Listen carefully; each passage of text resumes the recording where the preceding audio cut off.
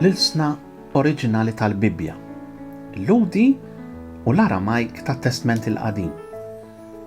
Tlieta huma l-ilsna oriġinali li bihom inkitbet il-Bibbja, l-Ebrajk jew il-Ludi, l-Aramajk u l-Grik. Fl-Ebrajk inkitbu kważi il-kotba kollha tat-Testament il-Qadim. Bl-Aramajk inkitbu xi 268 vers mit-Testament il-Qadim. Bil-Grib inkitbu il-kotba tal-Erf, Ġuditta, iż-żewġ kotba tal-Makkabin u l-kotba kollha tat-Testament il-Ġdid. Illum huma ilsna mejta mal-istudju li sar fuqhom bħala letteratura speċjalment mis-16 seklu l-hawn għenna ħafna f'dik li hija interpretazzjoni tal-Bibbja anke bħala kelma ta' Alla.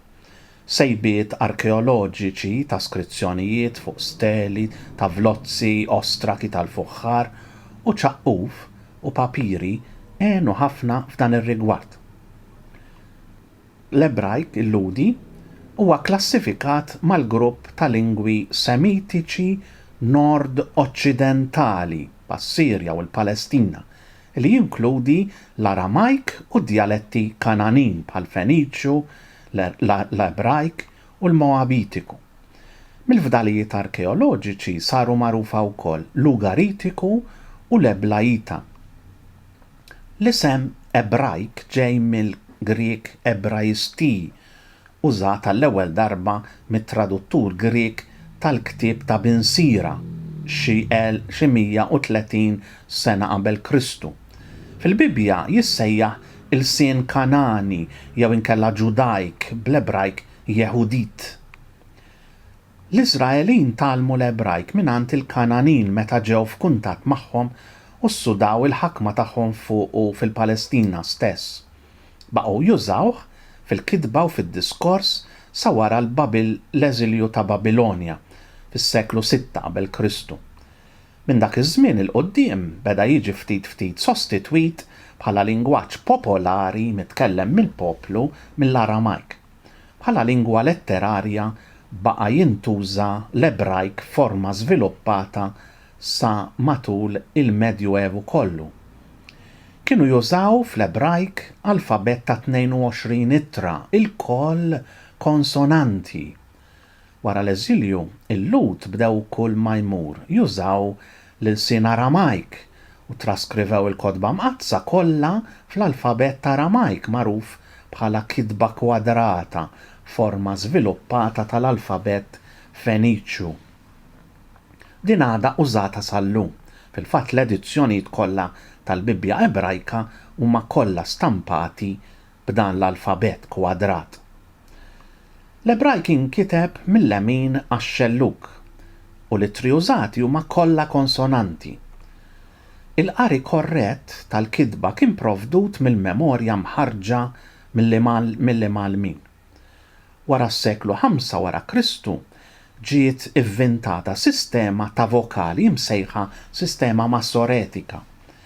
L-isem ġej minn korp ta' studjużi Lud ta' Tiberija msejħin massoreti jiġifieri tradizzjonisti. Dawn ħadu ħsieb jiffissaw il-qari korrett tal-Bibbja kif kienu jafuh mit-tradizzjoni. Il-vokalizzazzjoni tat-test konsonantiku saret b'sistema ta' tikek u singijiet madwar jew ġol konsonanti stess. Fil-prattika dan huwa l-Ebrajk li jiġi studjat fil-grammatika tal-Ebrajk Bibliku. Bħala lingwa letterarja l-Ebrajk kellu żmien id-deb tiegħu fi żmien illi fih kienu jissawru il-kodba storiċi ta' Samwel u l-kodba ta' Slaten u l-kodba profetiċi ta' qabel l-eżilju. Bħala l-sin mitkellem, l-Ebrajk ġi sostitwit mill-Aramajk fil-bidu tal-era Kristjana. L-Ebrajk ġir xustat fil-ludi modern, il-lingwa miktuba mitkellma fl-istat ta' Iżrael. Imma din hija kostruzzjoni moderna li tiddifferixxi fil-wisa mill-Ebrajk Bibliku. L-Aramajk huwa klassifikat ukoll bħall-Ebrajk mal-ilsna semitiċi tal-Majistral Northwest. L-Aramajk kien il-lingwa tal-Aramin. B'dan l-isem huwa magħruf grupp ta' rajja nomadi ġejjin aktarx mid-deżert tal-Arabja li matul it-tieni millenju qabel Kristu invadew f'mewġiet suċċessivi kemm il-Mesopotamja ta' fuq u kemm taħt l-isem ta' Kaldin parti sew mill-Babilonja. Ir-reġjun ewlieni tagħhom kien il-Mesopotamja ta' fuq f'dik il-liwja l-kbira tal-Ewfrat, bl-Ingliż tissejjaħ the Fertile Crescent, fejn kienu joqogħdu wkoll Abram, Laban, Ġakob. Minkejja lejbien politiku tal-Aramin mill-Assiri, il-Sinhom kellu fortuna kbira għal ħafna sekli. Fatt is-suċċess kummerċjali mirfut mill-kitba alfabetika adottata forma semplifikata minn dik tal-Feniċi aktar maniġġabbli minn dik kunejformi Assiro-Babiloniża u t-tifrix etniku tagħhom għamlu mill-Aramajk strument faċli ta' taħlit u ta' diffużjoni tal-kulturi. Adottata l-ewwel mill-Assiri bħala lingwa tad-diplomazija internazzjonali u mifrux imbagħad mal-Kaldin u mpost bħala lingwa amministrattiva mill-Persjani. Fl-artijiet kollha tal-Imperu, b'hekk l-Aramajk sar il-lingwa l-aktar użata. Għati li l-Ebrajk kien il-lingwa sagra tal-Bibja partijiet minnha nkitbu bl-Aramajk.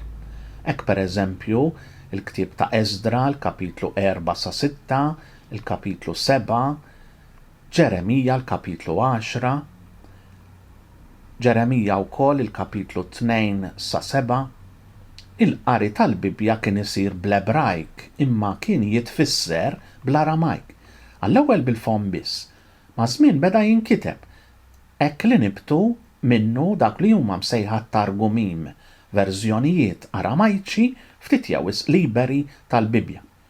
Bl-Aramajk inkitbu wkoll kummentarji li jinsabu miġbura fit-Talmud, illi tiegħu għandna żewġ redazzjonijiet, Talmud Palestiniż u t-Talmud tal-Babilonja.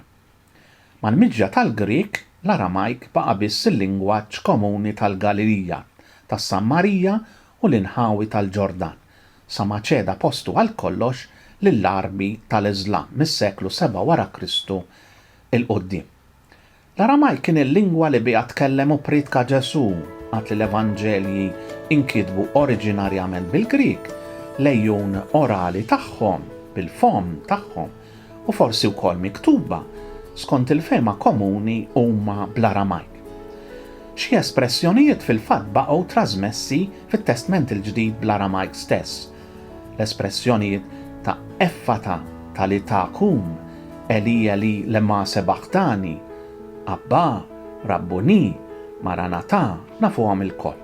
Dan kollu huwa espressjonijiet Aramajk fit-Testament il-Ġdid li nkiteb fil-fatt bil-Grik.